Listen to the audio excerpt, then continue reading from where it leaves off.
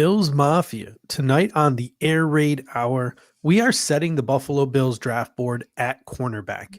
We have over 25 prospects to get to tonight. We are going to talk their strengths, what we think their weaknesses are, do they fit the Buffalo Bills, and when we can expect each of these prospects to come off the board. We've got all of that coming to you next and more. But first,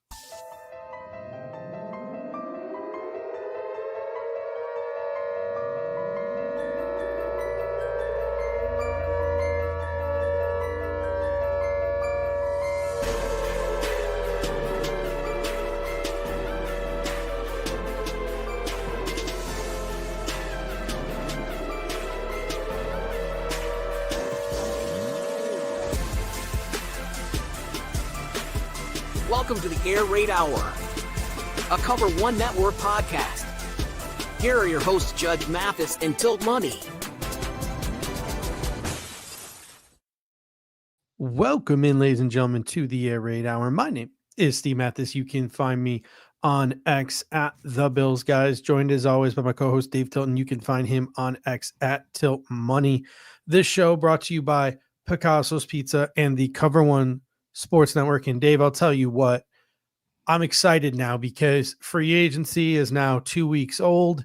It's time to get back to our one true love, and that is the NFL draft. And today we are breaking down the cornerback position. Yeah, and I like the way we're approaching the draft this year. We're I would say like kind of adjusting our focus to really kind of go deep into the positions of needs for the Buffalo Bills. And I think it's allowed us to kind of dive in a little deeper on some of these prospects than maybe we would have in years past, given that we're, really mainly focusing on certain position groups. And tonight, corner, a really interesting one. Certainly for a lot of fans, this is going to be the top of the list of needs for many fans heading into this draft. And a lot of fans clamoring for the Bills to take a corner with their first pick, whether that's at pick 30, trade up, trade down, whatever the case may be. There's a large contingency of fans who would like to see the Bills take a corner with that first pick. And it certainly seems, as it stands right now, that you can make the case that it is the biggest position of need on this team. So it'll be a fun one tonight. Yeah, taking a look at the depth chart, there's a reason why fans are clamoring for the Buffalo Bills to take a cornerback early in this draft. When you look at the depth chart, the entrenched starters, Christian Benford on one side of the perimeter, you have Taron Johnson in the nickel. And then after that, there's a lot of question marks. Who's going to be CB2 opposite Christian Benford? Right now, on paper, it's a competition between Dane Jackson and Jamarcus Ingram. And then when you look at the depth behind them, because those guys typically were the depth in years past, you have names like Daquan Hardy, who was on the practice squad all of last year, former 6th-round pick, size of a nickelback, but played a lot of perimeter in the preseason. You have Cam Lewis, who's sort of a jack of all trades, nickel corner safety. You have Takori Couch, who is notably a nickel, and Brandon Codrington, who is notably really not a corner at all, but a punt returner. So the Buffalo Bills, when you look at this depth chart, it's pretty clear that there is a need here for the Buffalo Bills. And it's honestly pretty glaring at CB2. And you could even say they really have some depth competition issues as well. Dane Jackson elevates the floor. He's a good CB3. Ingram, you feel comfortable with him as sort of the dime backer. He played that role last year, played it pretty well. And maybe he turns into something more than that. But Jamarcus Ingram's ceiling is probably Dane Jackson, right? So you need one more guy here to be in competition for the starting boundary role. And you'd probably like the Buffalo Bills to double dip here and add some depth competition as well. You certainly would. I mean, especially as it stands, right, with all the picks they have. And a lot of this is going to be contingent, obviously, on what they do with their picks. Do they trade up, end up coming out of this draft with fewer picks, let's say 6 or 7, then maybe corner is one position where they still might double dip, even if they do have fewer picks. For me, I know, like, I don't know how other people feel. The Dane Jackson signing really didn't do it for me. I mean, it's fine to add to the room, and they had to add somebody, and I get that. I would have preferred other options, but at the end of the day, like, to me, Jamarcus Ingram and Dane Jackson, I don't know that Dane Jackson's markedly better or is better than Jamarcus Ingram at this stage. Dane Jackson was pretty bad last year for the Panthers, and I still think Jamarcus Ingram, while he's never going to maybe be an upper echelon type of player, I think he could still maybe be the CB3 on this team. Regardless of all that, whether it's Dane Jackson or Jamarcus Ingram at CB3, or even if you bring in two guys and one of those guys ends up getting pushed off the roster, this CB2 position is still very much a question mark, and certainly an area the Bills have to address. And I think understated too is what type of cornerback are the Buffalo Bills going to be looking for? We sort of get these hints that maybe they want to run a little bit of more man-to-man coverage, but at the end of the day, they are still very much a zone-oriented team. So are they going to look for a zone-first guy that they can mold to play man-to-man defense? Are they going to go out and try to find a man-to-man guy they can mold to play zone?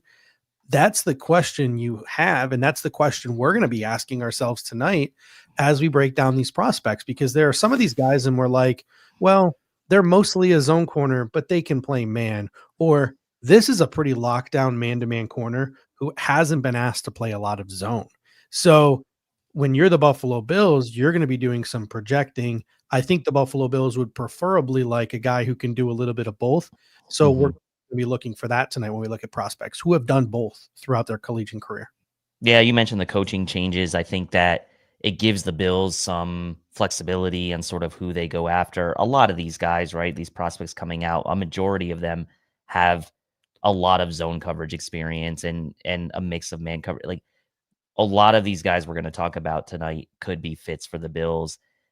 Most teams will run some kind of mixture of man and zone. We talked about it in free agency. Like, the Jags and the Cardinals were the two teams that ran the most man coverage snaps last year, and it was still only in like the 30%, the 20 to 30% of snaps. So it's not like a huge amount. And yeah, it'll be interesting to see if the Bills kind of go that route. I mean, they got burned obviously with the Kaiir Elam pick, and a lot of people will point to the fact that like they bet on the traits with him. I wouldn't be surprised if they went back the other way a little bit and kind of went to their bread and butter archetype, went to their bread and butter schematic type fit with a guy who maybe has upside to play man coverage as opposed to the other way around. That's kind of where I'm thinking they will land with these guys. I'm with you as well, and we're going to break down all of these prospects tonight. But first, a quick word from our sponsor. What's up, y'all? Khalil Shakir here. When I want Buffalo pizza, it's got to be Picasso's. Picasso's. Khalil Shakir. Your team, our pizza. Picasso's. This is Buffalo Pizza. This episode is brought to you by Picasso's Pizza, with 4 convenient locations in Williamsville, West Seneca, Lancaster, and Blaisdell. Picasso's Pizza has been serving Buffalo's best pizza since 1980. Whether you're local or you are across the country, you can enjoy their delicious pizza delivered fresh to your door. Visit picassospizza.net to place your order today. Again, that is picassospizza.net. All right, let's get started this evening, Dave, and let's talk about the options at the top of the draft. And there are a number of tiers that we're going to be looking at tonight within our sort of tier one. So the way we structured the show tonight, this first segment is going to be guys the Buffalo Bills could essentially draft in the first round or the second round, or if they look to trade up back into the third round. The day 1 and 2 guys. That's what this first segment is going to be dedicated to. Then our second segment is going to be dedicated to, those fringe third, fourth round guys. The Bills can maybe double dip and get in the middle of the draft, and then some late round gems that we like. So that is sort of how we structured it. Then we'll take a quick look at safeties, and then we'll give our final thoughts for this evening. So let's start here with the tier 1A, I guess we can call this, and that is first round prospects. And the 3 guys that really stick out in this draft class at corner are Travis Hunter, Will Johnson, and Jahdae Barron. Now, if you're the Buffalo Bills, these are guys that seemingly have little to no chance to fall to you in the draft at pick 30. But I think Will Johnson and Jahdae Barron are interesting, though, because if for whatever reason one of these 2 guys slips, the Bills maybe could look to make their splash this offseason, moving up for one of these 2 guys. I look at Minnesota, who has some of the least amount of draft capital of all the teams in this draft. They hold pick number 24. If Mhm. the Buffalo Bills were to trade pick 30, their first pick in the 4th round and their first pick in the 5th round, that comes out to 235 points in the Rich Hill trade value chart. Minnesota's pick at 24 is worth 237. So I think there's a realistic path, looking at the models that people typically use around this time of year to project trades, that if the Bills really wanted to, I think they could realistically get up to pick number 24. And now maybe a Will Johnson or now maybe a Jahdae Barron is in the conversation for the Buffalo Bills. Yeah, I mean, I do think that's a possibility. I think that there will be some people that maybe would be upset with a move up 6 picks to get one of those 2 guys when there's other guys like Amos that we're going to talk about and others kind of potentially falling in their lap.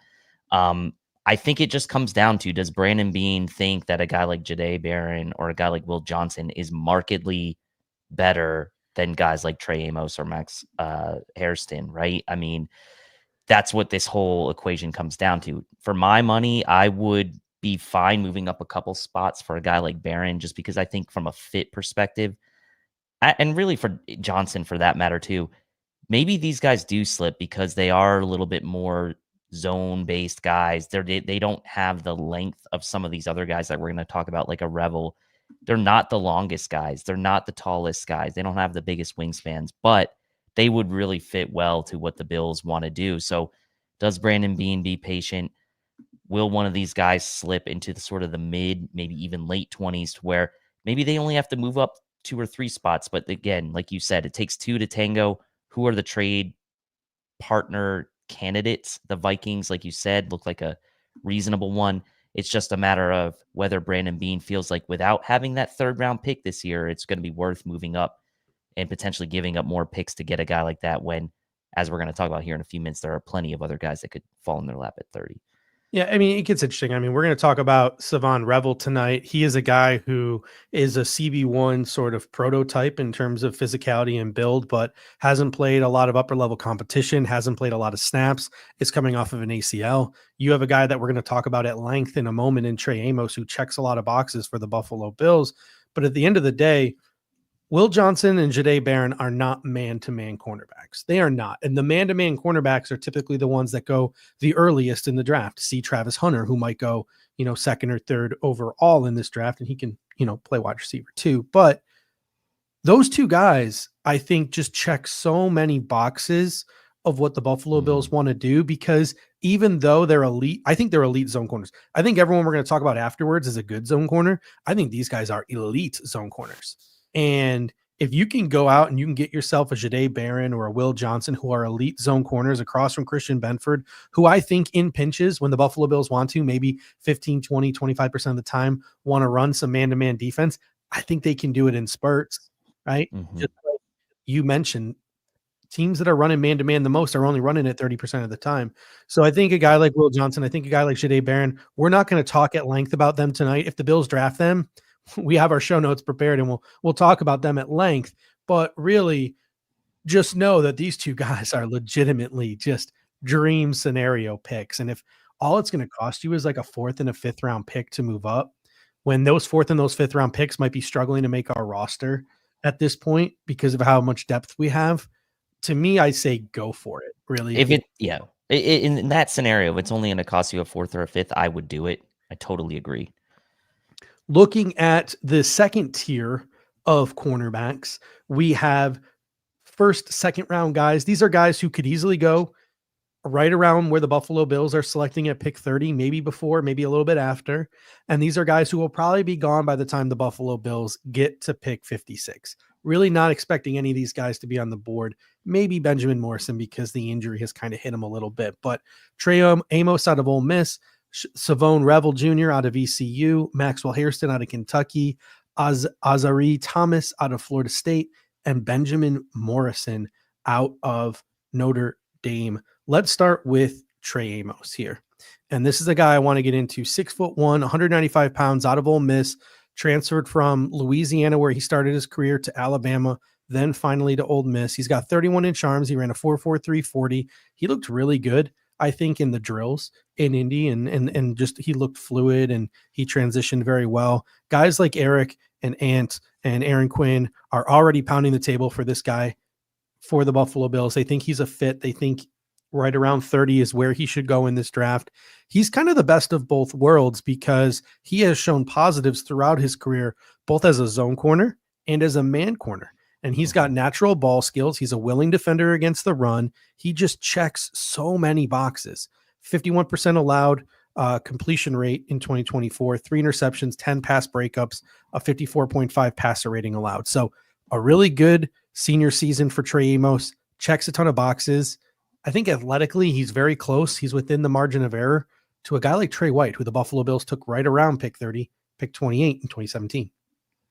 Yeah, almost 6'1", just under 6'1", 195 pounds, ran the 4.43 40, 8.72 RAS. So athletically, I think a little better than Trey White. If my memory serves me correctly, I thought he was in the 7s. I could be wrong. Someone can fact check me on that.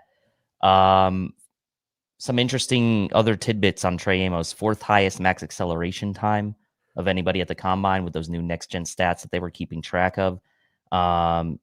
He was tied for 2nd of draft-eligible cornerbacks with 10 pass breakups in 2024. 14th best of those with 500 defensive snaps, allowing a 54.5 NFL QB rating. That's a PFF's calculation of QB rating against. And he had played about 35% of his snaps in man coverage. So like you said, the best of both worlds, graded out pretty well in both zone and man, 78.8 grade in zone, 75.4 grade in man.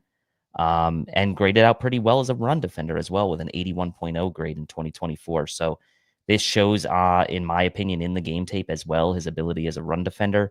Only Trey Amos and Jahdae Barron had defense and coverage grades of 85 plus and a run defense grade of 80 plus in 2024 of draft eligible corners with at least 500 defensive snaps. So he's in pretty elite company there when it comes to the overall grading, him and Barron, and the only two with that accolade. So look, I said in the chat, I know Eric and those guys are the film is saying what it's saying, and it's kind of validating sort of my opinion on Trey Amos from back in February, because he's the first guy I scouted in the entire pre-draft process of any player, and he's still near the tops of my list of guys that I really like and think could be a good fit for the Bills. When you just watch the games, he stands out, and he stands out in a good way. And so for me, he's more than acceptable for me at pick 30. And I think that says a lot too. He's the first guy that you graded, and you have so much more recency bias with these other guys. And no matter sort of who you come across, he's still way up there in terms of, that says a lot about what he put on film, what the data looks like, what the advanced analytics looks like. Kyle Krabs of the 33rd team hosts the NFL, an NFL podcast. I'm blanking on the name of it, with Joe Marino, who does Locked On Bills. Takes on tape. No, I think that's a segment that they do. It's like NFL roster management. Like it's some kind of, it's a very long extended name. I think they need a new title for that, but it's a very good podcast that I listen to regularly. And I apologize for blanking on the name, but he says that Amos projects as an NFL starting perimeter cornerback. He will need to be vigilant about his hands and how physically he plays the catch point. But teams that desire a deep third corner in cover 3 or a press heavy man defender can both find starting roles for a player of his stature and skill set. Amos should be considered an early candidate to start and be drafted accordingly. The Buffalo Bills, who want to play zone defense, but also want to have the option to go man when they want and need a starter early on in their career. This Trey Amos, just so many boxes. It just makes so much sense. Yeah, it's like every box is checked right there. It's like it's like a perfect fit for the Bills. And we'll get Ole Miss, man. They had a good defense. They have a lot of guys I like in this draft. But anyway, Locked On NFL Scouting. Yeah, thank you for that. I apologize for blanking on that. But yes, many boxes checked. In fact, I don't really know, unless you want to ding him slightly on the athletic testing, but he was still over an 8 RAS. But man, I don't know. To me, when you look at this cornerback class, like you mentioned Hunter, we mentioned Hunter, Johnson, and Barron. It's not you can talk about Hunter, fine, whatever, but I don't think it's a top heavy elite cornerback class. I think that there's not as much separation between guys like Barron and Johnson and Amos as maybe we think there is. And so it'll be super interesting to see how it plays out on draft night, because top end corners usually are premium in these drafts. And he would really be maybe the 4th or 5th guy off the board realistically. So there's a chance. Pops Mafia comes in and says, who's a better fit, Morrison or Amos? I would go Amos because we're going to talk about Morrison in a little bit here. I think Morrison is more zone heavy than an Amos, who has a little bit of a luxury to go man to man. Next up on our list here is Savone Revel Jr., 6'2", 194 pounds out of East Carolina with 32-inch arms. No testing due to an ACL tear that he had in season. He's on track to be back by training camp. He posted a video on social media of him running 21 miles per hour on a treadmill. Pretty impressive stuff there. But there are some level of competition concerns. He has had limited reps throughout his career at East Carolina. So this is an upside type of guy. But the upside with Savone Revel Jr. is absolutely incredible. There are very few guys, I'm not even just talking about this year, I'm just talking about in general, who have the athletic upside to shadow wide receiver ones and are available at the back end of round one. And his injury plus his lack of reps may push him there. This right here, Savone Revel Jr., this is the prototype. Like, you can get, if you can create an environment to get the best out of Savone Revel Jr. and make him the best version of himself, you have yourself, like, quite frankly, an all-pro cornerback. Like, that's what you are going to get if you can take that athletic freakness that he has and the intensity that he plays with, and you can sort of give him the reps that he needs and give him the development that he needs. He's a solid tackler who provides big hits and consistent finishes. He can play man. He can play zone. He can be guilty of playing overly physical, and he can get grabby in coverage. And now he was flagged 11 total times in under 900 career snaps at ECU, but forced 3 interceptions and 12 pass breakups while only allowing 28 receptions over the last 2 years. Only 38% of his targets in 2024 were completed, with 2 of them being intercepted. This is a very, very high ceiling prospect that I don't think a lot of people are talking about because of his injury. If he didn't get hurt, right, this is a guy who might be going in the top 15 picks. Very well could be. I mean, this is the length you dream about for an ideal boundary corner, right? And the wingspan, almost 80 inches on the wingspan, 6'2", 195. You mentioned the arm length, 32.5-inch arm length. The playing time, right, and maybe some of the lapses in discipline in with his eyes and zone coverage are some things that maybe you will go back to and say, like, okay, someone's going to be willing to take a swing on this guy. There is a little bit of risk here. He's going to need to get into the right room. The Bills coaching staff has shown over the course of Sean McDermott's tenure that they've been able to get the most out of cornerbacks that they've had on this roster. When you think about guys like Levi Wallace and Dane Jackson now returning, and Jamarcus Ingram and others, right? This is a position group where they've really squeezed the most out of guys. And you're now talking about, okay, maybe this guy needs a little bit more coaching, needs a little bit more discipline. He hasn't had the reps, but he's got the athletic profile that you would want honestly in a CB1, right? If that's the case. And so the question will come down to, are the Bills willing to take a swing on that risk when there are maybe other guys available because the upside is so high? When you're picking at pick 30, it may be worth it, right? But with that said, the Bills really do need a guy that can come in and start right away, assuming they would go cornerback at this juncture, at this pick. That's going to be a tough call, I think, for Brandon Beane on draft night. But the upside, I certainly wouldn't be mad if the Bills decided to go that route. The next guy in this tier is Maxwell Hairston, 5'11", 183 pounds, out of the University of Kentucky. He really caught everyone's attention at the combine, running a 4.28 40. He's got nice long arms at over 31 inches. He's another guy who checks that box of being a guy who can run a little bit of man, a guy who could run a little bit of zone. He's kind of interchangeable. He's got great zone instincts, great ability, not just to be fast, but to control his speed, which is also important. Being fast is cool. You got to be able to control that speed, which is something that Maxwell Hairston does quite well. At his size, though, he can be a tad bullied by some of the bigger receivers and is a liability in run support. This is what Kyle Krabs had to say about Maxwell Hairston's pro projection.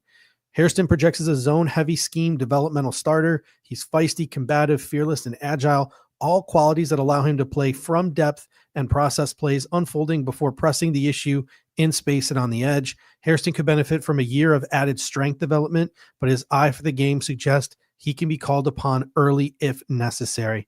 I have some run support concerns. I have, maybe a little bit of concerns against him on some bigger bodied receivers, but Maxwell Hairston, he's probably I go back and forth between the ceiling of Savone Rebel Jr. and the floor of Maxwell Hairston behind Trey Amos, excuse me. Yeah, for me, Amos is ahead of both of those guys on my board at the moment, but I get the I'm talking about behind Amos. Those two guys are right fighting for behind that him. spot behind him. Yeah. Yeah, no, I agree. I mean, the allure with Hairston, right, is the athletic ability. I mean, if he was an inch taller, we'd be talking about him as an easy first round pick, I think. I shouldn't say that. I should say if he was a little bit bigger, like an inch taller, had a little bit more weight, and those same athletic numbers, he'd be off the board in round 1, no doubt. The 4.28 40 wasn't just the fastest corner at the combine; he was the fastest player. And his stock has certainly been on the rise, I think, after that. Again, he did struggle a little bit at the Senior Bowl during the game, so we do have to keep that in mind. I know that we're not going to make much out of just one game, but he did have some struggles in that game against some of those bigger receivers as well. But he is a guy that you probably could pencil in as a starter opposite of Christian Benford on day 1, and the athletic ability is certainly there. The only hesitation, like you said, I have on him is the size. So big fan of his game, the closing speed. He's willing, not the best run defender, but he is willing. And that closing speed and the fluidity that he can turn with those hips and in kind of the makeup speed that he has, especially on some of those post routes when you watch it on the film, it's pretty second to none as far as guys in this class. The next guy we have is Azareye'h Thomas out of Florida State, 6'1", 197 pounds, 32 plus inch arms and 10-inch hands. He is a pure man-to-man corner, and he may be the best man-to-man cornerback in this draft. He absolutely blankets dudes. I mean, in his 2.5 years as a starter, I think he gave up 4 total explosives his entire career.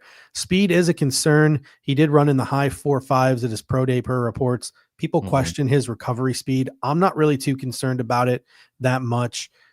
People also question a little bit his instincts and his anticipation in zone. So this is more of a man-to-man guy where you maybe need to work on the zone stuff with him.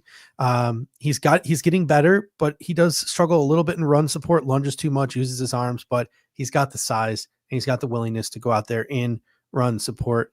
Kyle Krabs' NFL outlook for Thomas. He says Thomas projects as a developmental starter as an outside cornerback in the NFL. He would be best served playing in a man-heavy scheme and afforded opportunities to play physically in the contact window. His upside as a physical press corner is where he could be most impactful as an NFL player, although he does have enough fluidity to play as a match player in space too. It has nothing to do with the player. To me, it has to do with the fit. Azareye'h Thomas is kind of tumbling down my board a little bit, just because maybe it's that shock from Kaiir Elam, right? I just haven't gotten over it, but I'd rather go with a zone corner to try to teach him to play man than go with this sort of man corner who struggles a little bit with the instincts to play zone. Yeah, I mean this is a little bit of a leap on my part, but Florida State, they kind of went a little bit against the grain, maybe with going with a guy like Keon Coleman last year from Florida State. When some people thought there were better options. AZ Thomas here, Florida State, maybe not like the best fit for them, but does have some pretty good metrics behind him, right? He only allowed 17 catches all of 2024. That was the 6th fewest of all cornerbacks in the class with at least 500 defensive snaps. He was credited with only allowing 8.3 yards per reception last year as well, which was the 6th lowest of any draft eligible corners with at least 275 coverage snaps. And obviously you love the arm length and just the general length of this guy. But I wonder, like you said, about the fit. Certainly wouldn't be at the tops of my list. He's intriguing, but it would seem a little bit of missing the mark to me if the Bills kind of went this direction based on the fit. The last guy sort of in this first, second round tier, the guy I'm thinking based on just like there hasn't been a lot of buzz around him since in season, it's Benjamin Morrison out of the University of Notre Dame, 6 foot, 193 pounds, 30-inch arms. He missed the final 10 games with a hip injury, according to the reports at the combine. The medicals came back favorable. He's on pace to be back for training camp. Shouldn't be any long-term issues for Benjamin Morrison. This guy is a true technician, right? He just looks so comfortable in off coverage, played a lot of snaps for a premier program in Notre Dame. Doesn't look as comfortable in man coverage, but 9 career interceptions across 2.5 seasons. He's patient. He anticipates. He takes good angles in zone. He makes plays off of his assignment, right? Like, so he's covering his guy. He's in his zone. He sees the throw being made. He goes off of that. He goes to where the ball is and he makes plays on the ball. So smart, heady, situationally aware player who sees the whole field. Not the greatest tackler in the world. Had a missed tackle rate that exceeded 16% for his Notre Dame career in totality. But again, not every player is going to be perfect when they get to 30 or 56, etc. There are things that these players need to work on. That would be something that Benjamin Morrison has to work on. But this guy looks like he's going to be an NFL starter. He's a zone first corner. He's got the size, right, to be able to play man in spurts. So I think Benjamin Morrison is a guy who's been slept on a little bit. He's a pretty interesting. I would definitely feel more comfortable with him at 56 or a slight trade up from 56 as opposed to taking him at 30, though. I agree. I have him ranked ahead of AZ Thomas as well. Like, as far as if you're going to make me pick between those two guys, I'm certainly going to take Morrison. You mentioned the hip injury that forced him to miss the latter half of 2024. But his career production was really, really good at Notre Dame and really, I don't think should hurt his draft stock too much. He had 6 interceptions in 2022, followed up with 3 interceptions in 2023 and 10 passes defended in 2023, and obviously got hurt in 2024. But as a fit, I like Morrison as a fit for the Bills.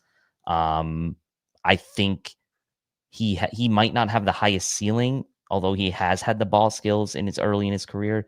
But I think he does give you a very, very high floor if you're going to go for a guy who could be a CB2 opposite of Christian Benford. It certainly seems like a high floor type of player. The final tier we have here in tier 1, sort of our tier C or tier 1C, guys who the Buffalo Bills could very easily take in the second round, or they could look to trade up for in the third round. And the 2 players we have here are Darian Porter from Iowa State. I think he's more of an end of the second round type of player as opposed to a trading up into the third round. And then there's Noel Williams, a guy I'm super high on. We're going to have a conversation about in a moment. I don't think he's going to get to round 4, so the Bills would have to trade back up or take him in the second round. I'm the one in charge of making the graphics. I think if you were the one in charge of making the graphics, you might have added a name like Zy Alexander there. We will get to him in tier 2. But these last 2 sort of cornerbacks here, let's start with Darian Porter, because this guy is super interesting, right? Yeah. 6'3", 195 pounds, 33 plus inch arms out of Iowa State. 6-year guy, though. He will be 25 years old, switched from wide receiver to cornerback, not like his freshman year or his sophomore year, but like his redshirt sophomore year, his 3rd year in college, he switched from wide receiver to cornerback. Absolutely insane testing numbers, highlighted by a 4.3 40 and a 6.71 3 cone, which is insane for a guy this size. Tremendous length and straight line speed. That combo makes him very difficult to get vertical on. He's got very good ball skills and tracking ability thanks to his background as a wide receiver. He has shown some very good zone coverage awareness. He's really good and has good awareness in zone coverage, layering, multiple routes, things of that nature. He does have a high cut frame, though. He gives you some pause because maybe his fluidity is not the best. He's a modest at best run defender, but this guy was a standout gunner on special teams, 4 blocked punts in his career before becoming a full-time starter on defense. He was targeted 17 times, only 17 times in 2024. On those 17 targets, surrendered 5 receptions, produced 3 interceptions, and had 2 pass breakups. This is a guy who could be legitimately a plug-and-play starter with a decently high ceiling, but he might never get a second contract because of that age, and that's why I have him sort of the end of round 2 tier here. Yeah, and look, if the Bills don't take a corner with pick 30, and maybe if they don't even take it with their first second round pick at pick 56, Porter to me is super interesting with their second round pick. You mentioned all the athletic stuff, 9.99 RAS. He had the second fastest 40 time of any corner at the combine, only behind Maxwell Hairston. Second best broad jump of all corners at the combine, a former wide receiver you mentioned. So the hands are there. Our former colleague here at Cover One, Daniel Harms at the Draft Network, says of Porter, good athletic ability for his size and plus ball skills. The knocks on him are his tackling technique, as you mentioned, and his lateral quickness. So it seems like with the right coaching, there is a ceiling here based on its athletic ability. And you wonder if that ceiling could be met with a team like the Bills, who really got the best out of a guy like Rasul Douglas, right? Who fit well with what they were trying to do. And I'm not saying that Porter is of the ilk of a Rasul Douglas, because I think he's a better athlete, but like as a zone corner, like I think he could be the best version of himself in the Bills system is kind of how I'll put it. So very intriguing to me as like maybe with the second of their second round picks if they pass on corner. Yeah, it almost sort of feels like a nice solid like little safety blanket there at the end of the second round for the Buffalo Bills if the board doesn't fall a certain way. But then again, maybe another team really covets Darian Porter. He's not even on the board for us at the back half of the second round. The final guy I want to talk to here in tier 1 is a guy we could debate should or should not be in tier 1, but I'm sort of planting my flag with this guy, and that's Noel Williams out of the University of California, 6 foot, 199 pounds, 30-inch arms. He is a ball hawk, produced turnovers both in man at the catch point and in zone with good anticipation and awareness. He led all of college football last year with 7 interceptions. He's got 14 in his career. He has picks in his junior year off of both Jaden Daniels and Cam Ward. So that's pretty impressive stuff. And again, he's one of those few interchangeable guys. He can play zone. He can play man. He is a functional athlete. He is by no means a great athlete. He gets by with his instincts and his efficient spacing and more so than his raw athletic ability. But this guy is chippy. He plays with an edge. Which can be a huge advantage for him at sometimes and can be a huge disadvantage for him at others because he can get a little grabby. He can get a little over aggressive, maybe in run support or going for a tackle. But competitive in run support, not perfect. He's got the willingness and the size to improve. He packs a punch when he hits. Mm-hmm. People laughed at me last year for being so high on Renardo Green, who I called a 4th round pick, and people were like, no, he's not a 4th round pick. He ended up going late second round to the San Francisco 49ers, where I think Noel Williams should go, and was a plug and play starter for San Francisco, and a very good one at that. To me, Noel Williams is this year's Renardo Green. I'm planting my flag right now. He's my guy at corner. Yeah, he gives me a little bit of Christian Benford vibes. I will say that. I'm not comparing him as far as I'm not saying he's going to be as good as Christian Benford, but he has that feel for me. He's got the ball skills. He's not the quickest guy, but he's always around the ball. He's willing to tackle. He's a physical and competitive player, as we've noted. He does have experience as a punt returner as well, so let's keep that in mind as well. I don't know schematically where he fits best. I think you see some reports that say he'll be better fit in a man coverage scheme. You see some reports that say he could do both. 43% of his snaps came in man coverage last year, which was on the higher end of all the players who had man coverage snaps. So you can't ignore the ball skills, though. You mentioned the 7 interceptions. I think that Noel Williams is a guy who has outproduced his athleticism, if that makes sense. He's gotten the most out of his athletic ability. And I really respect guys that are like that, right? He can't fall back necessarily on elite athleticism, although it's good. He had an over 8 RAS, so I'm not trying to say he's not a good athlete, but he is a technician, I think, and a competitive player that I feel like would be good in the locker room, would fit in the Bills locker room. And it's just going to be a matter of, do the Bills think that they can get enough out of him? I'm a big Noel Williams fan. If they pick him in the second round, I'm not going to be upset. And I really like generally just the Cal defensive backfield. So good on you for planting your flag for Noel Williams. Yeah, Craig Woodson, we're going to talk about when we talk about safeties. Marcus Harris is another guy, another corner we'll be talking about later on in the draft. Teddy Buchanan, a really good linebacker. That Cal defense, Justin Wilcox had a lot good going on this year with that Cal defense. Let's move in now to the next tier.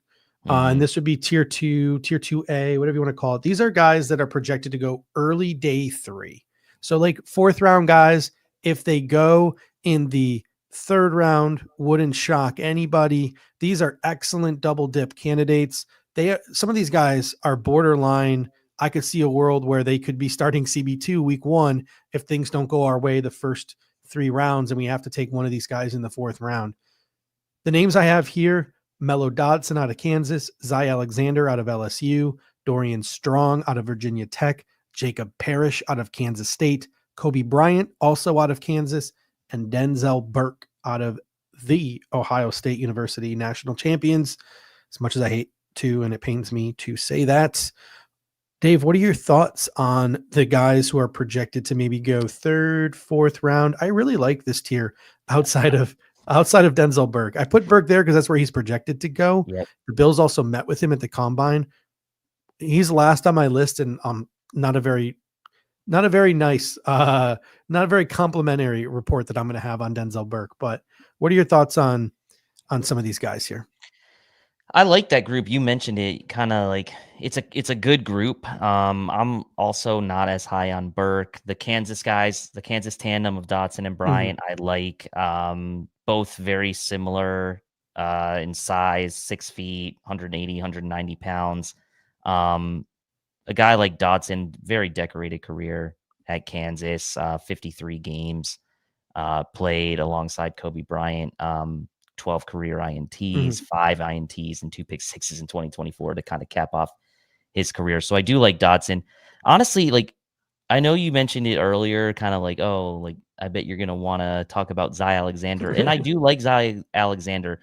Zy Alexander feels like he should have played at Pitt, because every time I like kind of like scout him and go back to him and look at him, it just feels like he's that kind of all around corner. He can play man, he can play zone. He's not the best athlete, but he's very heady, and will be around the ball. My two favorite guys maybe in this group are Jacob Parrish and Dorian Strong. I mean, those two guys personally, like, I don't know, Parrish, every time I go back and watch his games, like, I'm like, wow, this guy's really impressing me. I go back and look at his RAS score. He's an 8.95, ran the 4.35 40. He's got almost 31-inch arms. But the height, right? The length is kind of like what you're concerned about. And he's willing, right? He's willing to stick his nose in there, but kind of that Taron Johnson vibe where it's like early in his career, he was willing to stick his nose in there and kind of got dinged up a little. And you wonder if that might happen to a guy like Jacob Parrish, but a fun group. Not as high on Burke, and I think actually maybe Strong was in your next group, so I'll wait until. Yeah, no. Strong is in this group. Let's just go. We'll go one by one, and we'll get into the nitty gritty of all these guys. Let's start with Mello Dotson. I think this is my favorite personally of the group in Mello Dotson. 6'1", 192 pounds, 31-inch arms, 4 years of starting experience at Kansas. He's got good instincts and eyes in zone coverage. He triggers on throws with efficiency. He's got good transition quickness, which was on full display at the combine. I thought he was one of the better looking DBs at the combine. You mentioned it earlier. He turned 4 of his 12 career interceptions into touchdowns, into pick sixes. Deep speed is a concern with Mello Dotson, as is his man-to-man coverage ability and his run support at his size. But again, all things that can be worked on. He's a pretty solid zone corner. He was PFF's, and again, I take these things with a grain of salt, but it's a piece of data to look at. He was PFF's #1 cornerback with wide receivers when they were in routes and when they were out of their routes, like scrambling. So he's pretty effective cornerback per PFF's grading system. Mello Dotson, to me, watching him play, I can see the Buffalo Bills maybe taking him in the back end of a double dip and then him beating out the guy they draft first to be the starter. Like, if you watch Mello Dotson play, you're like, yeah, that guy was meant to play for a Sean McDermott type in a Sean McDermott scheme. He really does remind me in a good way of some of the guys we've gotten in the back half of the draft previously, guys like Dane Jackson, guys like Christian Benford, guys like Alec Austin, who didn't even excel here, right? Guys who, there's one or two things that people want to nitpick about them, but they end up just coming out the NFL and being successful in the scheme that they are placed in and being effective. I think Mello Dotson could be one of them. Yeah, I like Mello Dotson. And you mentioned like some of those things you talk about when you watch these games. Experience, right? A guy with a ton of games played, 53 career games played at Kansas. I mentioned he had the decorated career, 12 career picks, the 5 picks last year. I mean, you mentioned the PFF grades as well, but like take these with a grain of salt. But based on their grading, he improved every single year his coverage grade from 2021 through 2024. So 4 seasons, or technically 3 seasons in a row of improvement, because he obviously had to start with a baseline in 2021, but improved his coverage grade each year that he was in that program. And then obviously the 50 plus games played. So certainly a guy that if you're looking at to come in and probably doesn't need a ton of like coaching reps, he's kind of the opposite of a guy like Revel, right? Like he's got the games played under his belt and could probably slide right in there. So yeah, I'm a big fan of Mello Dodson.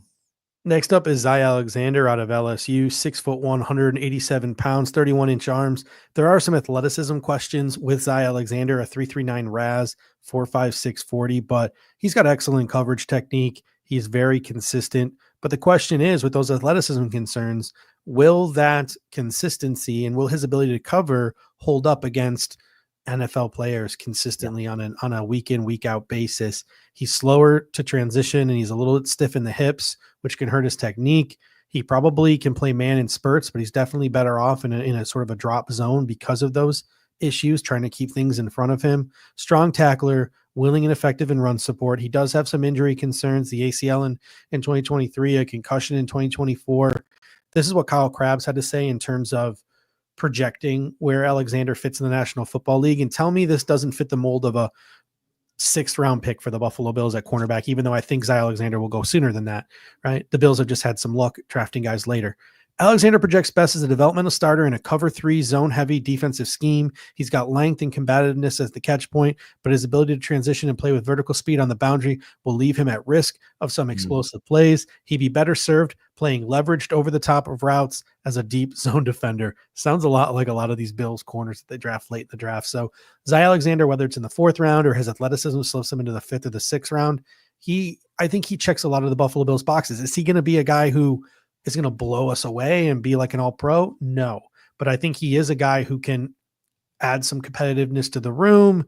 He could ultimately end up being a spot starter at CB2, much in the same realm that Dane Jackson is. So I really like Zy Alexander in that regard, but I certainly do not have him as high as some of these other guys that we're going to talk about here that I think maybe have a higher ceiling.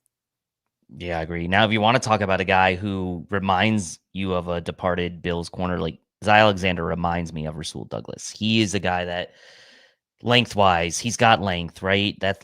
Athleticism, maybe not quite there, but a willing tackler. We saw Rasul Douglas really stick his nose in and come up in the line of scrimmage a bunch for the Bills. Some of the advanced metrics actually look decent on Alexander. 8th lowest completion percentage allowed of draft eligible corners with 275 coverage snaps.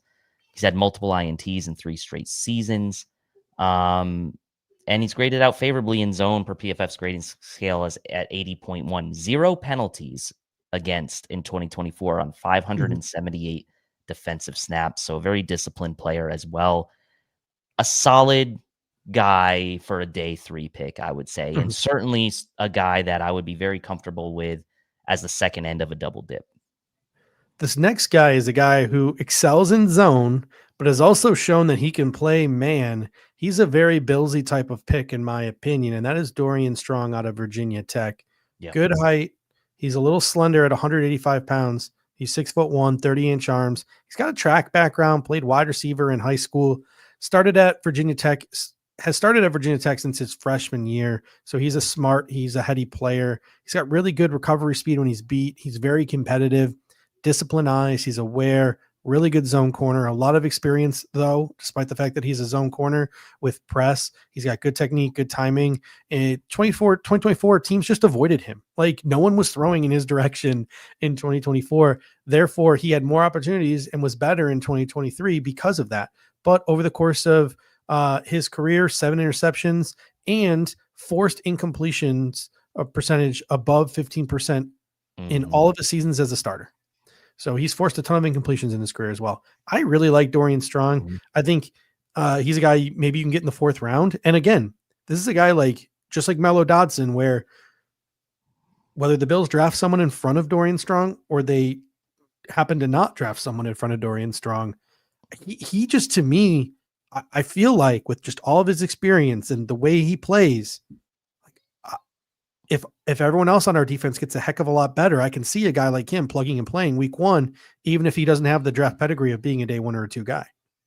Yeah, 6'1", 195 certainly fits the archetype of what the Bills would look for in an outside corner. Athletically okay, 6.97 RAS, so just under 7. He is versatile. He's played inside and out over the course of his career, and like you mentioned, a ton of games played under his belt of corners with at least 275 coverage snaps in 2024. It only allowed a 38.5% completion percentage when in zone. So that was the fifth best of draft eligible cornerbacks. You mentioned the closing speed. That was something in Ryan Fowler's scouting report, who we respect, praised his closing speed, which is obviously a big asset for the Bills on the boundary when it comes to tackling. And we saw Rasul Douglas, like I mentioned, do that a bunch. So yeah, I'm a fan of Dorian Strong. I think that there's certainly probably higher ceiling guys than him, better athletes than him, but I don't know that you're going to find a smarter player than Dorian Strong in this draft. Well, you got a couple people coming in, saying 4th round, he'll be gone by pick 70. Noah Sheldon coming in saying, if we want Strong, get him in round 2. I disagree with where you're placing them in the draft. I mean, it only takes one team. And we are sitting here praising Dorian Strong. So I don't know if I'd feel comfortable with the Buffalo Bills taking him like at pick 62. If they wanted to trade back into the 3rd round or trade up into round 4, I'd be totally comfortable and confident with it. There are a lot of good cornerbacks in this draft. There's a lot of guys, I think, within the margin of error of Dorian Strong. So could Dorian Strong be the first one of those off the board or one of the later ones off the board? Who knows? I think top 70 might be a bit of a reach for Dorian Strong, given some of the names in front of him and given the fact that this draft is so loaded at some other positions like defensive tackle, edge rusher, etc. as well, running back too. So again, who knows? Maybe I'm wrong here, but I think we might be overselling the stock of Dorian Strong a little bit in the comment section, but maybe I'm wrong. The next guy up is Jacob Parrish, 5'10", 191 pounds, out of Kansas State, just under 31-inch arms. Played a lot of press man in college. He excelled at it despite his size. He could play zone, even though he did play mostly man. He's got a feel for it, but very little ball production at Kansas State. He missed some balls that he should have picked off over the course of his career. Some see him as a nickel. Willing tackler, initiates contact. A nickel-needy team might take Jacob Parrish, I think, on day 2. Squarely on day 2 for the Buffalo Bills and their need as an outside corner. I think maybe early day 3 is a little safer, or trading back up into the 3rd round. My pro comp for Jacob Parrish is DJ Reed. I really liked the way he plays despite his smaller frame, and like DJ Reed played with his smaller frame. He plays physical. He plays super sticky in both man and zone. I'm a big fan of Jacob Parrish. Yeah, I like Jacob Parrish. Good athlete, 8.95 RAS, ran a 4.35 40 at the combine. You mentioned the size, though, under 5'10", so 5'9 3/4, but 191, so fairly sturdy at that height. You mentioned the man coverage prowess of draft eligible corners with at least 30 man coverage target snaps, allowed the 2nd lowest completion percentage in 2024. You mentioned the ball production, only 5 INTs across his career there at Kansas State. But by all reports, he had a really solid week of practice at the Senior Bowl as well. He is on the shorter side, but you mentioned primarily played in the boundary in college. So this is going to be a question to me of, what does an NFL team want him to be? Do they want to try to put him out on the boundary where he's played in college, or do they want to try to move him inside? I think if you're a team that just needs cornerback help and you want to figure that out, then maybe you're in a good spot to take a guy like Parrish because he is versatile. But I think it just depends on intentions for a guy like Jacob Parrish, because you love the versatility, but as a rookie coming in, you certainly want to give that guy, put less on that guy's plate if you can. He's got a lot of games under his belt, but the question for me is, where will he play at the next level? Mm-hmm. Will he play on the boundary, or will he play in the nickel? Next guy up here is Kobe Bryant, 6 foot, 180 pounds, 31-inch arms, out of Kansas. He was the talk of Shrine Week. I mean, he shut people down during those Shrine Bowl practices, and then he let them know about it. You know, the properly named Kobe Bryant, because he has that Mamba mentality. He's adequate in man despite his size. He struggles obviously versus bigger wide receivers, can get a little grabby, but he excels and he shines in off-ball zone coverage. Plenty of ball production in his career. Very willing run defender despite his size. One of the best in the nations. My comp for Kobe Bryant is Jack Jones. Now, Jack Jones, noted very good football player, noted like scumbag human being. So Kobe Bryant, if you can play like Jack Jones and not be a scumbag human being, you're gonna have a place in the National Football League. Now, I don't really know how much that meshes with what the Buffalo Bills want to do, how much of a risk they'd be willing to take on a 180-pound boundary corner. But if Kobe Bryant was available in round 4 and he was a double dip candidate, maybe, right? He's got the little inside outside flex. The Buffalo Bills feel a little bit more comfortable taking the chance because they already got somebody else. Man, I just love his game. I love his game. And he's another one with Mello Dotson and Dorian Strong where I could see the Buffalo Bills taking this dude in the 4th round if he's still hanging around and literally plug and play as a middle round pick. And maybe I'm overstating that. And maybe I'm too overconfident with this like middle tier of this draft class, but they just check so many, I think, of the boxes where I feel like if any team can get away with it, it's the Buffalo Bills that could get away with it. They could. Him and Noel Williams remind me of each other, in just in the sense where I think they've gotten the most out of Dogs. Maybe like, again, they're good athletes, not the best athletes in this class, but they've gotten the most out of their bodies, right? When it comes to playing this position, Kobe Bryant and Noel Williams. Great tackling corner, like you mentioned, for a guy that's a little bit more slender at 180, second highest run defense grade of all draft eligible corners with 500 defensive snaps in this class. So he is certainly a willing run defender. Mm-hmm. And of corners with at least 275 coverage snaps, only allowed a 45.8% completion percentage when in zone, which was the 20th best, not elite, but the 20th best of draft eligible corners. So puts him in pretty good company up there in the top 20. A solid day 3 guy, I think, in my opinion. And look, certainly you don't necessarily want him to be the first corner you pick if you're going to pick him, but if he's a consolation prize after you've missed out on some other guys, I like Kobe Bryant. I think he can slide in and certainly at least give guys like Dane Jackson and Jamarcus Ingram some competition. The last guy I sort of got in this tier here, Denzel Burke, and again, it's more just where he's projected to go. Bills met with him formally at the combine. 5'11", 186 pounds, highly touted recruit from Ohio State, 4-year starter at Ohio State. He looked great for a freshman. As a freshman, he was okay his junior year. He plummeted last year, his senior year. He was benched at times, including halfway through the national championship game. He looked absolutely lost in man-to-man coverage. To me, when I see Denzel Burke, I don't see anything special. Like there's just he doesn't have any special traits or aspects to his game. He sort of just blends in, and he could do a little bit of man. He could do a little bit of zone. He's flexible. He can fit the run. Like Denzel Burke reminds me of Levi Wallace. And I don't mean that as a compliment.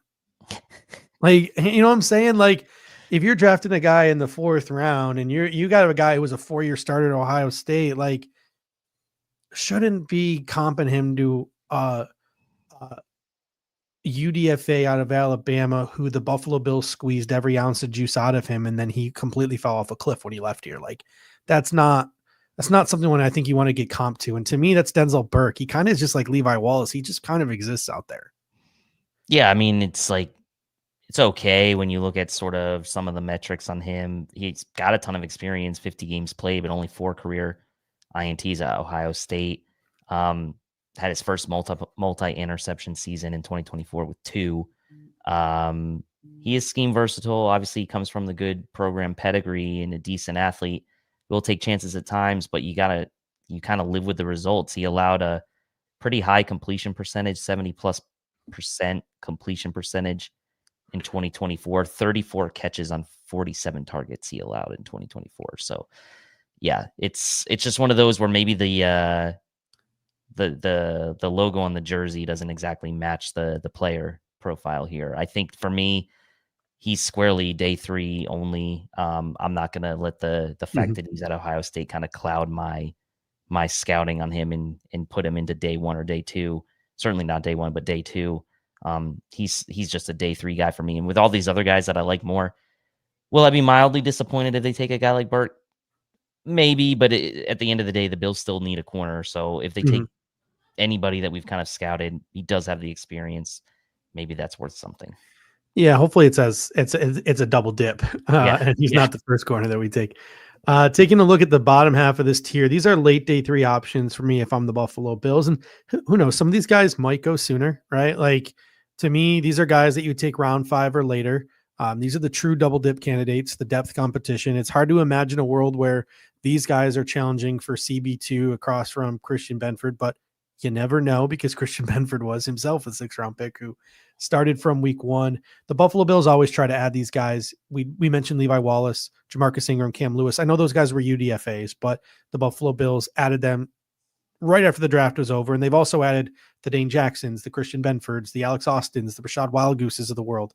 The Bills take a lot of swings at DBs in the back half of the draft. Here are some of the names to look out for. And again, going to miss some people. I already saw Marshall from Florida mentioned in the comment section.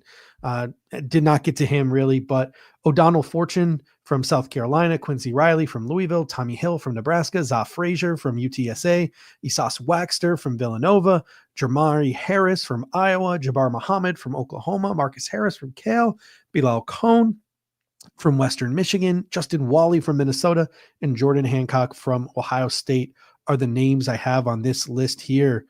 Dave, anyone stick out to you? Any guy that you really like in this group of players that I just sort of flashed up there on the screen? Yeah, when you look at this group, I try to look for plus athletes, right? That was kind of where I was looking. Plus athletes with length. So guys like Bilal Cohn from Western Michigan, an 8.54 RAS score, 6'1", 190. Za Frazier from UTSA, 6'2", almost 6'3", 186 with a 9.28 RAS. Crazy wingspan for a corner. Had an impressive 6 interceptions in 2024 after not having any in his career in the 2 seasons prior. Cohn is interesting. Question will be about the level of competition for him, but he did improve on his completion percentage allowed in each successive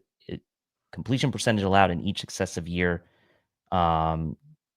leading to a career low 45.7% allowed in 2024, which was 11th best out of draft eligible corners. Ice Waxter from Villanova is an interesting one.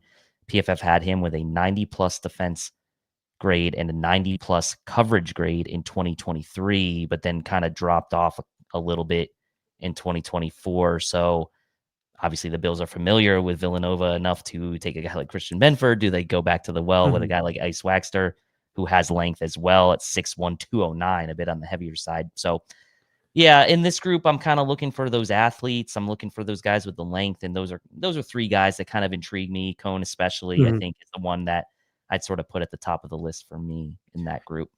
Noah Sheldon comes in and says Hancock is the better Ohio State cornerback. I wouldn't necessarily disagree with that.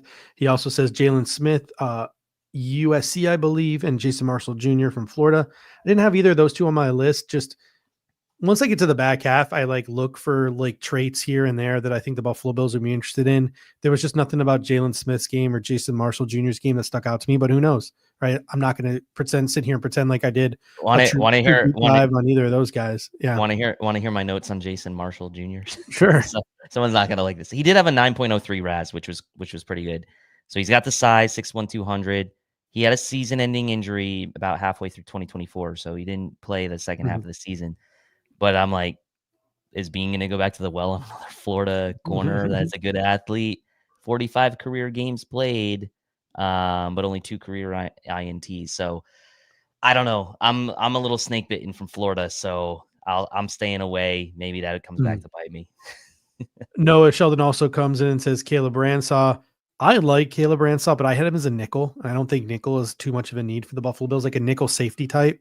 So I'm actually going to go back to Caleb Ransaw when I redo my safety rankings, and I'm going to see if I can fit him in there. We're going to go over safeties in a little bit, and I don't have his name on there either. So that's a name I do think I missed, and I'm going to go back to a couple of names that you mentioned. Za Frazier, I'm not too high on. 6'3", 186 pounds, almost 33-inch arms out of UTSA. He's an older player with only a handful of starts. Tall, long, very fast, 4'3", 640. He can maybe really become a hindrance as a man corner with that decent size, and he's got recognition in zone coverage, 15 passes defensed, including 6 interceptions in 2024. But at 6'3", so high cut, very little hip fluidity, that's a concern for me. But I'll definitely go back to the well and look at him again if the Buffalo Bills were to have drafted him. You mentioned Bilal Cohn. Bilal Cohn, I think I've slept on Bilal Cohn a little bit here. I like him a lot. 6'1", 190. When I go back to reassess, I think he's a guy who's going to be a significant mover for me. I think I slept on him and I didn't do enough work on him. I got into him today. this afternoon, and I almost didn't want to start the show because I was still in the middle of like my Bilal Cohn deep dive, but almost 30-inch arms out of Western Michigan, zone corner with some ball skills. In the cutups that I saw, he had some flashes of Rasul Douglas to his game. I really thought he had a great feel for zone coverage. He gets way too grabby in zone, in man, but he's got a frame you can work with. So in run support, but again, the body type is there to work on it. 4.43 40. The Pats and the Jags met with him at length before his pro day. The Bucks worked him out.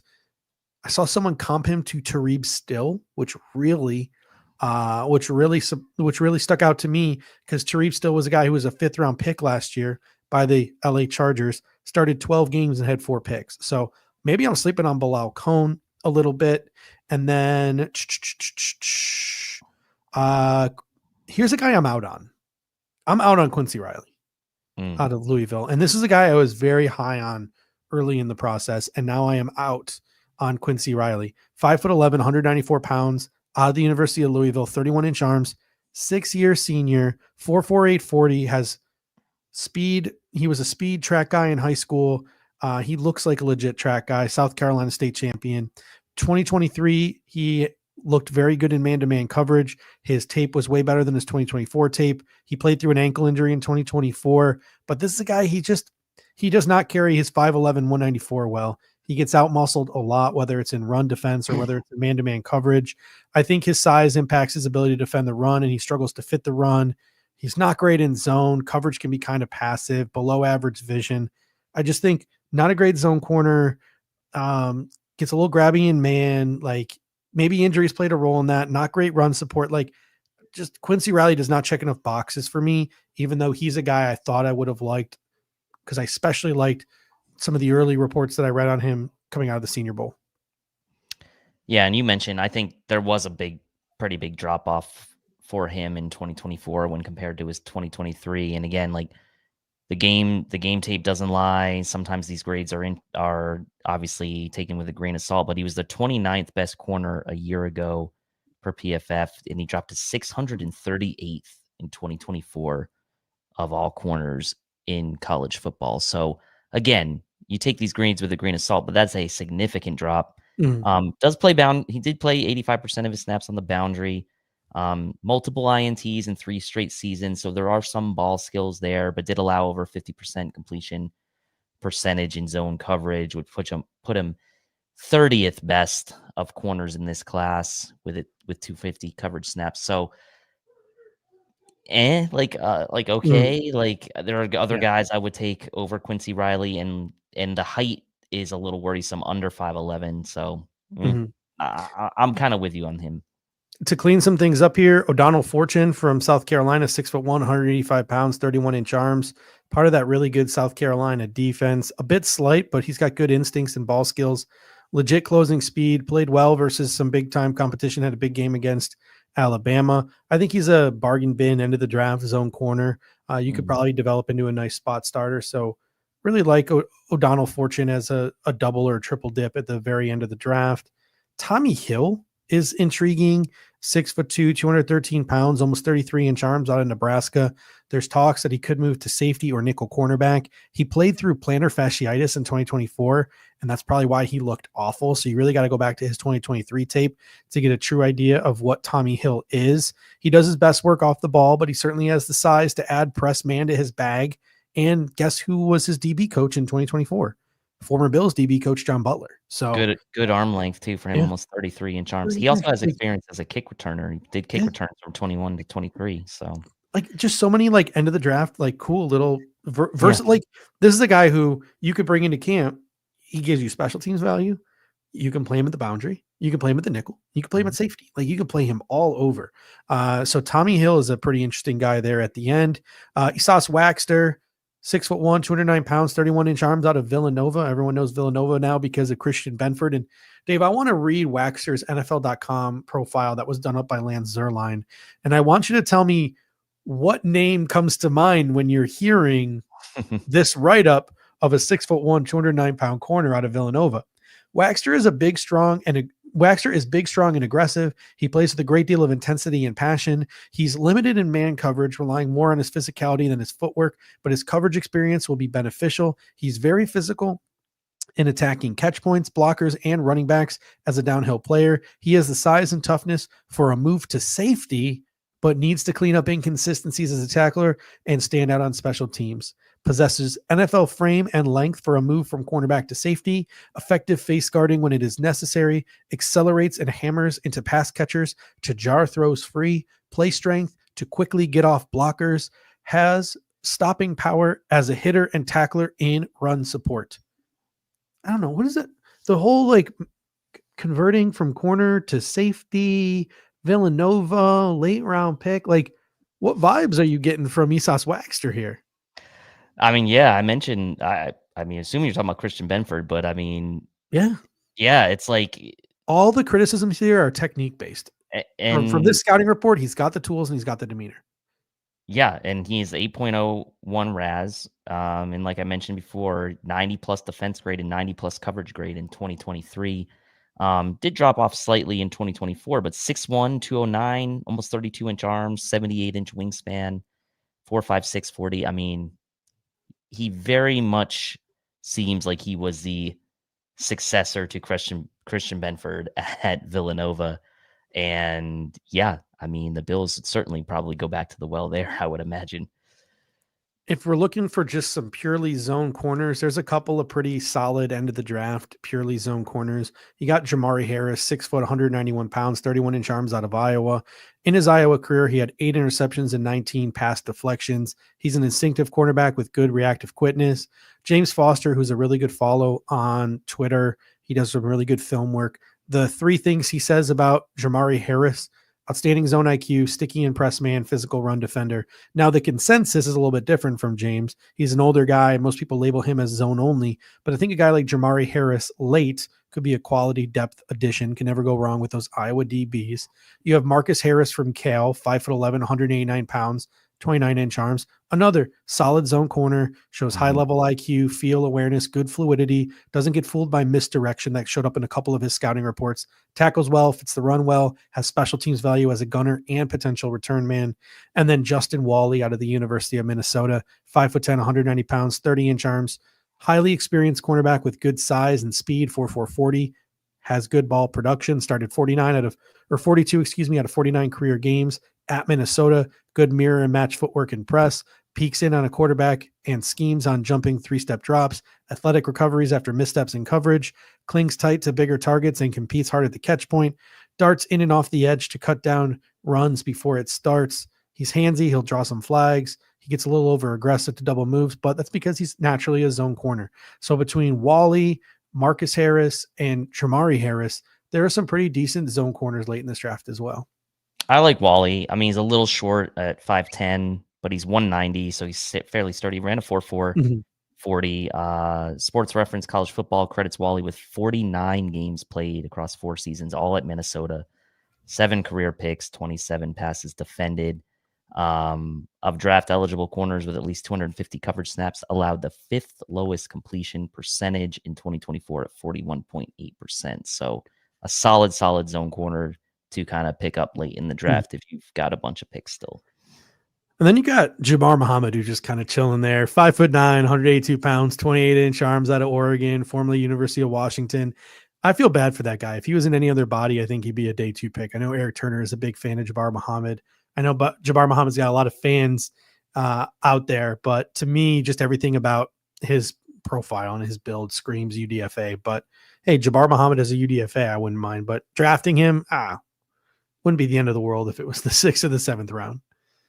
Yeah, and I mean, again, where's he going to play right at the next level? Did not really test well athletically. Where's he going to play? Played boundary, but had nearly 300 slot snaps over the course of his career as well. So where's he going to play at the next level? I think that's the big question for me on Jabbar Muhammad. All right, let's take a quick look here at the Buffalo Bills safety room. We're not going to go into all of the prospects kind of like we just did with corner. We only got so much time. We're already an hour 15 into the show. But if you look at the Buffalo Bills, They have right now projected, I think if the Buffalo Bills were given some truth serum and were asked to be completely honest, I think they would tell you their hopes are that Taylor Rapp and Cole Bishop are the week 1 starters at the position. But there is some competition that could come in and could usurp or provide quality depth in Derek Forrest and DeMar Hamlin. And there's obviously the depth competition that is here every year in Cam Lewis, who swings back and forth between safety and nickel cornerback. So, Dave, the state of the safety room, if I had to describe it, I would say that it allows the Bills to pass on safety if the board falls a certain way, but it also does not preclude the Bills from drafting a safety if the board falls another way, that maybe a quality safety falls into their lap, because Taylor Rapp cannot stay healthy. DeMar Hamlin and Derek Forrest are on 1-year deals. And the hope is that Cole Bishop makes his presence felt this year, and adding another guy, especially early in this draft, because there are some guys that we like, you could potentially, with Bishop and whoever you draft this year, if someone falls into your lap, you could set up, your next iteration of, in a perfect world, if everything goes right, Micah Hyde and Jordan Poyer. Yeah, and I think, look, I understand the need to bring back Dane Jackson because you needed bodies. I can kind of understand maybe why you did the same thing with DeMar Hamlin, but I would have liked to maybe leave that spot open for a high upside safe. Now, again, does not preclude you, as we like to say on this show, should be able to take a high upside safety and, maybe DeMar Hamlin. I don't remember the specific nature of his contract, but I don't know what he signed for. If they figure they could cut him in training camp, I don't know what that looks like. I think Forrest has some upside, but again, this team really played 3 safeties, 3 different players a lot last year. I'm not saying necessarily at the same time, but they needed to use 3 different guys because of the injuries. Rapp with the friendly fire, we know. Hamlin was injured as well. Bishop was injured in training camp. I think the Bills should add a high upside safety in this draft. I would like to see that. I think it's certainly maybe more of a sneaky need than we think it is, because we're penciling in Rapp and Bishop as starters, but still a bit unknown as far as the future of this position. It is murky. The future of this position is murky, even going into 2025 when you do have those guys penciled in. What is the long-term outlook for this group, when the Bills were so spoiled with Poyer and Hyde for all those years? I think we're just going to be disappointed when we constantly look back at that pair and constantly compare the current starters to that pair, because I just think it's going to be really hard to recreate that magic. However, we saw how successful the Bills were with that magic of those 2 guys, and I think they should still at least try to recreate it with some upside players. It's not a deep safety class, but if we look here at sort of my first 3 tiers, there are some players that really stick out. If Malachi Starks were to fall into the Buffalo Bills' lap at pick 30, that's going to be very hard to say no to. I think he's one of the top 5 to 10 players in this draft in totality.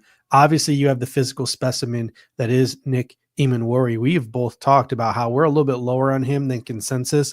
I personally would put Xavier Watts ahead of Nick Eamon-Worry. I would put Andrew Bakuba, and I think you would as well, over Nick Eamon-Worry in this draft class. Those are guys, Xavier Watts, who you'd probably likely have to trade up in the first round, or into the second round to get. I think he's a top 40 player. Makuba, Bowman, Lathan Ransom. If you want one of those guys, you'll probably have to use pick 62 on them. But some really intriguing names. And what I like about this tier here, Dave, is unlike last year when it felt like all we were talking about was box safeties, and the only center fielder was that kid out of USC, Kalen Bullock, who went to Houston, had a pretty darn good year, right? He was the only real sort of center fielding type. Malachi Starks is a center fielder. Nick Eamon-Worry, despite his size, is really known to be a pretty good center fielder. Xavier Watts is probably the best center fielder in this draft, and probably the best center fielder that we've had in multiple classes. And Makuba is great in pass coverage as well. Billy Bowman is great in the deep in the deep coverage as well. So there are some pretty good deep safeties in this draft, and that's what to me is so tempting. If the Bills find themselves somehow trading down from 30, let's say, and adding a third rounder into the mix of picks that they have, and end up with let's just say they trade down from 30 and they end up with 3 second rounders and a third rounder. Like, I'd really like to use one of those 4 picks on one of these guys. And I know that seems a little crazy because there's not an apparent need at safety, but playmakers on the defense are important. And I don't know beyond 2025 what the future will be for Taylor Rapp and this team. We don't know exactly how Cole Bishop will progress. Forrest on a 1-year deal, like you mentioned. Makuba, Watts, those guys they excite me more than some of those corners that we talked about as sort of round 2-ish guys. Like, an ideal world for me, we trade down from 30. We end up with 3 second rounders and a third rounder. We get a corner, an interior guy, an edge, and a safety with those 4 picks. I know people want a wide receiver still, but if we did that and we came out with one of these 4 guys or one of these guys, in addition to those 3 other positions of need, man, I would be super stoked about the future outlook of this defense. Yeah, to me, Watts, Makuba, Bowman are like the guys that really stick out, and Malachi Starks obviously could be a pipe dream. He's someone I consider trading up for, going up to pick 24 to go and get. I really do think Malachi Starks is that good. I think he's really being slept on in this class, and a guy who is not talked about enough. Like, even Worry stole the show at the combine with his athletic testing, but I thought Malachi Starks blew him out of the water with the on-field drills. And no one wants to talk about the on-field drills and how fluid and good Starks looked. And then his pro day, like watching some of the cut-ups from his pro day, he looked incredible. Like, Malachi Starks is a top 5-10 player in this draft, even though I know that position is not as valued as others. Looking towards the back half of the draft, wrong banner there. Looking towards the back half of the draft, some people disagree with my 4th round label for Kevin Winston Jr. To me, he's a run fit, boxy type of guy who hasn't proven it in the deep parts of the field yet. So for all of his athletic upside and for as good as he is, and he's really good at getting up on the line of scrimmage, Bills specific, I wouldn't touch Kevin Winston Jr. and his upside until the 4th round. I think maybe he could develop in coverage and get better in coverage. He's had some injuries that sort of derailed the latter half of his college career. His running mate, Jalen Reed, pretty solid safety with a really good resume. Malachi Moore gets a little heated on the field and had some issues with his coach this year, Kellen DeBoer, but a pretty good utility safety as well. So some good safeties in the 4th round. Not the deepest draft in the world. Like, there are some names here from Jonas Sanker to Craig Woodson to RJ Mickens to Dante Trader to Maxon Hook to Sebastian Castro to Hunter Waller, Keaton Crawford, Dan Jackson, Shamari Simmons.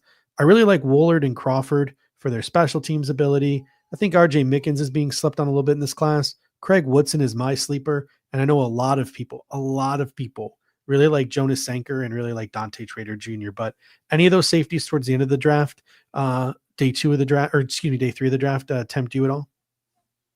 Yeah, Mickens is interesting, but Woodson, like with this Cal defensive backfield, is really interesting. 8.82 RAS for Woodson, 6th best broad jump of all the safeties at the combine. Bleacher Report scouting board states his fluid hips, quick feet, shows range as a deep safety, aggressive in the run game, and notably project better, closer to the line of scrimmage as safety versus deep safety, but he is versatile. And I think that's the thing that I like about Woodson is his versatility. He's among the highest graded defensive and coverage safeties in the 2024 class of those with at least 400 defensive snaps. And he has had an 84 plus grade in defense grade, run defense grade, tackling grade, and coverage grade. So solid all around for a guy like Craig Woodson, who, for me, like you said, he's my favorite kind of guy in that late group. Malachi Moore, I mentioned, several weeks ago, and sort of like some of the early takes I had on the safety class. I think for day 3 at that time, I was saying Makuba, Bowman, Malachi Moore were 3 of my favorites. I think Makuba now is probably maybe a day 2 guy in my mind. He's my safety 5 right now. He's getting a lot of love from draft pundits right now. I'll just say I was on him early, so it's vindicating to me again to see like these really heavy film guys kind of validating my opinions on some of these players. And so, yeah, Makuba to me is my favorite, but as far as those guys in that late group, more I like Woodson. All right, Dave, before we head out of here, do we have any final thoughts?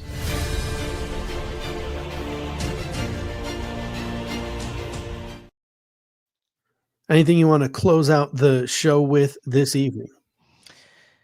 Man, it's like every time I think about what I want the Bills to do, I keep coming back to this sort of pipe dream that I just mentioned about having 3 second-round picks and a third and having them all go to defense. And so it's kind of fitting that we talked about corner tonight and did that little quick look at safety, because I know it's not a deep safety class, but I like some of these guys. So Yeah. we'll be continuing on, I guess, with our what are we doing? Interior D line Yeah. next week. All right. Yeah, we got IDLs next week, and that'll be really interesting to sort of have the conversation of what kind of defensive tackle we are actually truly looking for. Because I think this fan base is looking for one type of defensive tackle, and I think the Buffalo Bills might be looking for a different style of defensive tackle than the fan base is. So that'll be a fun conversation to save for next week. We'll do IDLs next week. We will do edge rushers the next week.